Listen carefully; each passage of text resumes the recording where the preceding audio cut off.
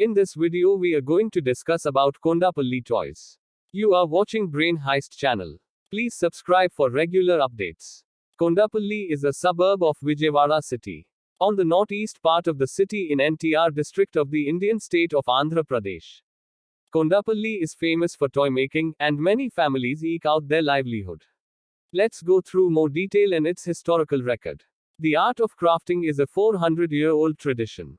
The artisans live in Bommala colony, also known as Toys colony. The families who make the toys are referred as Aryakshatriyas, also known as Nakarshalu. It's said they find mention in the Brahmana Purana, an ancient text. They are said to have migrated from Rajasthan in the 16th century to Kondapalli. The features of the toy characters still show the influence. They claims their origin to Muktarishi, a sage endowed with skills in arts and crafts by Lord Shiva. Ideas for the toys are drawn from mythology, rural life and nature and wildlife.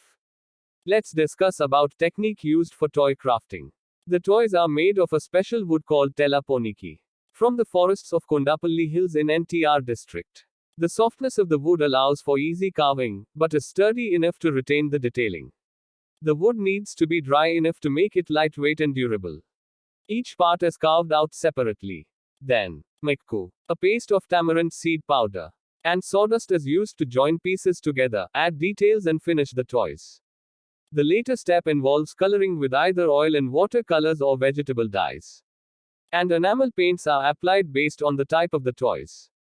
The artisans mainly work on producing figures of mythology, animals, birds, bullock carts, rural life and more. And the most notable one is Dasavataram, dancing dolls and other. Let's discuss its demand and business. The Bommala Koluvulu, also known as Kolu dolls, are displayed during Sankranti, Dasara, and Deepavali. The toys are not only used for play. They are highly prized as collectibles and exhibits. The demand during the festival season is so much that traditional methods of making the toys is giving way to shortcuts. Natural colors are replaced by artificial dyes and to keep production cost low. Vegetable dyes is challenging, as it increases the cost of the toys.